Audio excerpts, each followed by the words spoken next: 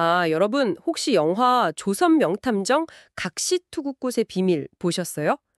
제목에도 딱 나오는 그 각시투구꽃. 영화에서 사건의 열쇠이면서 동시에 엄청 무서운 도구로 나오잖아요. 저는 그 대사가 기억에 남더라고요. 새침한 각시 같으면서도 투구를 쓴 용맹한 모습이다. 뭐 이런 거요. 그래서 오늘은 바로 이 영화 속 식물 이야기에서 딱 시작해서요. 실제 우리 전통의학에서 쓰였던 약초들 있잖아요. 이게 되게 흥미로운데 또 어떨 땐 엄청 위험하기도 했거든요. 그런 이야기들. 그리고 이 오래된 지혜가 또 어떻게 신약 개발까지 이어지는지 그 연결고리를 한번 파헤쳐 보려고 합니다. 여러분의 자료들을 좀 바탕으로요. 네, 맞아요. 그 과학동화 기사라든지 관련 자료들을 쭉 보니까 이게 영화적인 상상력하고 실제 전통의학 기록 그리고 현대과학 이게 딱 만나는 지점들이 있더라고요. 아주 흥미로웠습니다. 영화 속에 나온 그 독초가 실제로는 어떤 식물인지 또 그게 어떻게 약으로 변신했는지 한번 추적해 볼 만하죠. 그렇죠. 영화 속 미스터리에서 출발해서 우리 전통 지식이 가진 그 놀라운 가능성, 그리고 또 현대과학과의 만남까지 이 흥미진진한 여정, 여러분도 한번 같이 따라와 보시죠. 일단 영화 제목은 각시투고꽃인데요. 사실 영화 속 묘사나 뭐 이런 걸 보면 실제 모델은 밭꽃 속 식물일 가능성이 높아요. 그 에이코니툼이라고 하는 속이거든요. 꽃 모양이 정말 그 투구 모양이랑 비슷해요. 아 참고로 이름 그대로의 진짜 각시투고꽃은 백두산 근처에만 자생하는 좀 희귀한 식물입니다. 북한에서는 천연기념물이기도 하고요. 아, 모델이 따로 있었군요. 밭꽃이요? 네, 밭꽃. 근데 이 밭꽃이라는 식물이요. 정말 독성이 상상을 초월합니다. 보통 식물 독하면 뭐 뿌리나 잎 특정 부위에 물려 있잖아요. 근데 밭꽃은 달라요. 뿌리는 물론이고 꽃가루, 심지어 꿀에도 독이 있어요.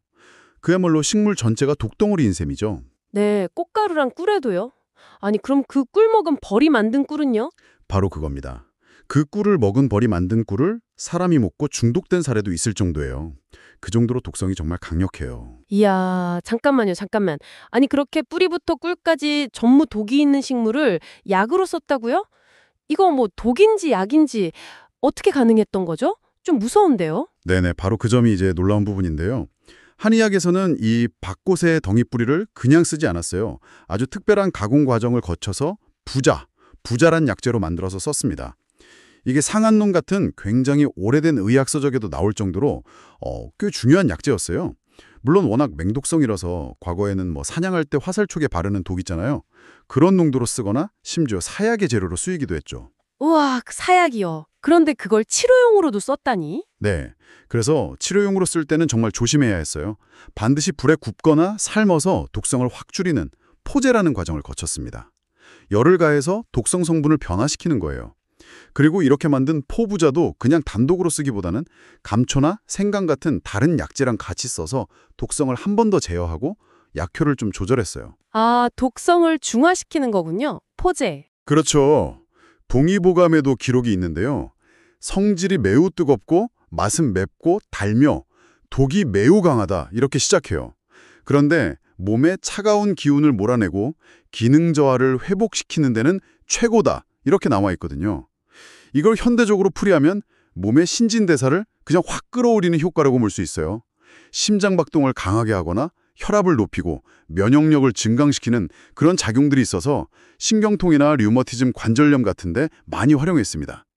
동의보감 보면 부자 말고도 뭐 천호, 오회, 천웅, 측자 이런 여러 이름이 나오는데 이게 다 같은 밭꽃 계열 식물을 가리키는 말이었어요. 와, 진짜 독을 잘 다스려서 약으로 쓴 우리 선조들의 지혜가 정말 대단하다는 생각밖에 안 드네요.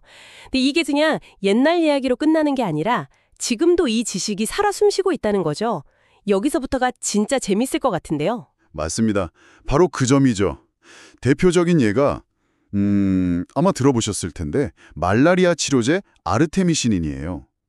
중국의 투유유 교수가 청호라는 제비쑥에서 발견해서 2015년에 노벨 생리학상까지 받았잖아요. 아, 네. 그거 들어봤어요. 노벨상. 네.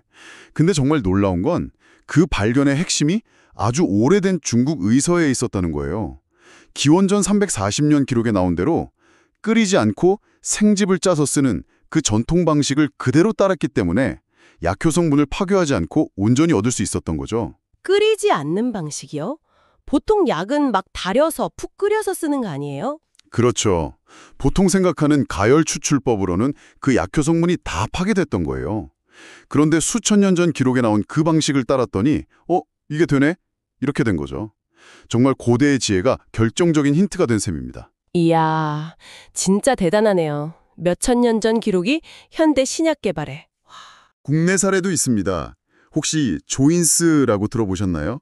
SK케미칼에서 나온 골관절염 치료제인데요. 아, 네. 광고에서 본 것 같아요. 조인스. 네, 그 조인스가 바로 위령선, 우리말로는 의아리라고 하는 약초 추출물로 만들었어요.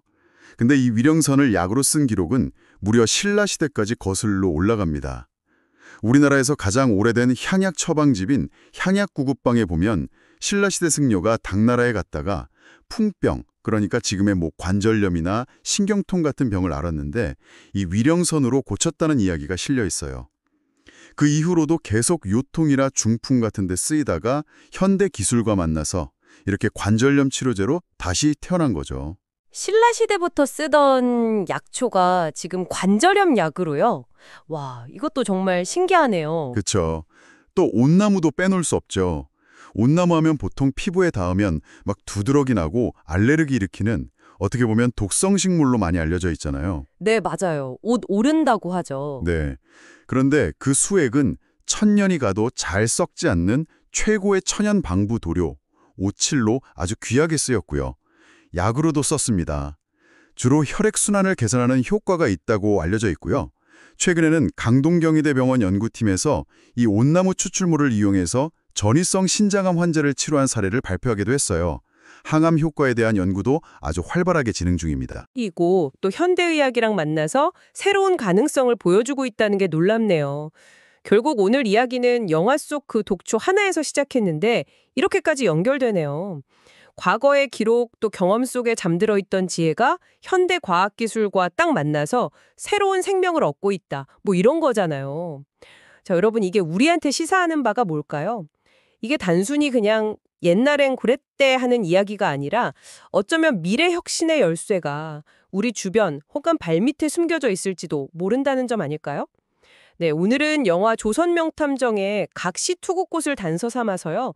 맹독성 식물 밭꽃을 약재, 부자로 지혜롭게 활용했던 우리 전통 의학 이야기부터 시작해서 이게 말라리아 치료제 아르테미신인 또 골관절염 치료제 조인스, 그리고 온나무 항암 연구 같은 현대 과학과 만나서 빛을 발하는 사례들까지 함께 쭉 살펴봤습니다. 네. 그러니까 어쩌면 지금 여러분 주변에 그냥 무심코 지나치는 이름 모를 풀 한 폭이나 아니면 오래된 책 속에 희미하게 남아있는 기록 안에 아직 우리가 발견하지 못한 놀라운 비밀 같은 게 숨어 있을지도 모른다는 거죠. 또 어떤 고대의 지혜가 현대 기술과 만나서 미래를 바꿀 거는 혁신을 기다리고 있을까요? 오늘 한번 주변을 조금 다른 눈으로 둘러보시는 건 어떨까 그런 생각을 해봅니다.